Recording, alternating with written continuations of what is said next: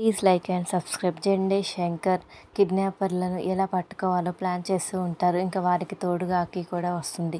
తనకు తెలిసిన ఒక పోలీస్ ఆఫీసర్కు ఫోన్ చేసి డీటెయిల్స్ తీసుకుంటుంది. ఆ గ్యాంగ్ను పట్టుకోవడానికి మేము కూడా ట్రై చేస్తున్నామని, మాకు లోకల్ పోలీసుల హెల్ప్ కావాలని మీరు వాళ్ళకు చెప్పండని అడగగానే సరే అంటారు. ఇంకా అందరూ ఇంకా తలో దిక్కుకు వెతకడానికి వెళ్తారు. మరోవైపు కిడ్నాప్ అయిన అమ్మాయిలందరూ ఏడుస్తూ ఉంటారు. ఇంకా జగ్గుబాయ్ రౌడీలను ఎప్పుడు వెళ్ళేది డైరెక్షన్ ఇస్తాడు. ఇంకా రౌడీలు శ్రీనుకి ఫోన్ చేసి మేము చెప్పిన ప్లేస్ త్వరగా వచ్చాయని చెప్తారు. మరోవైపు శంకర్, గౌరీ, జెండే, అక్కి పోలీస్ స్టేషన్కి వెళ్తారు.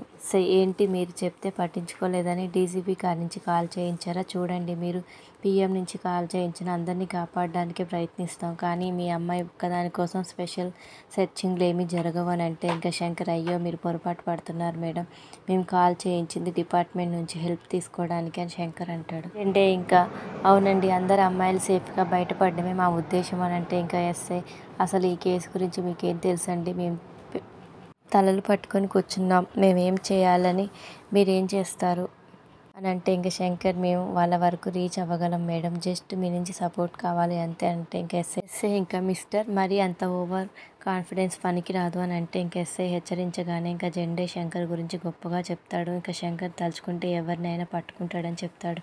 ఇంకా శంకర్ ప్లాన్ చెప్పగానే ఎస్ఐ మెచ్చుకుంటుంది. మీరు చెప్పినట్టే నేను కొన్ని సిగ్నల్ కెమెరాస్ చూశాను అని చెప్తుంది. ఇంకా శంకర్ ఫైల్ తీసుకొని చూస్తాడు. ఇంకా బయట నుంచి మొత్తం వింటున్న కానిస్టేబుల్ జగ్గుబాయ్కి ఫోన్ చేసి శంకర్ ప్లాన్ మొత్తం చెప్తాడు. మిమ్మల్ని కనిపెట్టేశాడు అని చెప్పడంతో బాయ్ భయపడుతూ ఉంటాడు. ఇంతలో రాకేష్ వస్తాడు. ఏమైందని అడుగుతాడు. ఎవడో శంకర్ అంట నన్ను పట్టించడానికి పోలీసులతో చేయి కలిపాడంట అని చెప్పడంతో ఇంకా రాకేష్ షాక్ అవుతాడు. మరోవైపు శ్రీను శంకర్కి ఫోన్ చేసి పార్టీ డబ్బులు వేస్తున్నారు, నీ అకౌంట్లో పడ్డాయి చూడమని అంటాడు. ఇంకా శంకర్ అకౌంట్ చెక్ చేసుకొని పడ్డాయని, ఏదైనా అవసరం వస్తే తమ్ముళ్ళకి చెప్పమంటాడు. ఇంకా శ్రీను ఏమైందని అడిగితే కిడ్నాప్ విషయం చెప్తాడు శంకర్. మరోవైపు అందరూ ఎవరికి వాళ్ళు వెతుక్కుంటూ ఉంటారు. ఇంతలో ఇంకా శంకర్ వాళ్ళ చిన్న తమ్ముడు కిడ్నాపర్లు ఉన్న దగ్గరికి వెళ్తాడు. ఇంకా వాళ్ళ తమ్ముడిని చూసిన రాకేష్, జగ్గుబాయ్ నాటకం ఆడి ఇంకా వాళ్ళ తమ్ముడిని అక్కడి నుంచి వెళ్ళేలా చేస్తారు.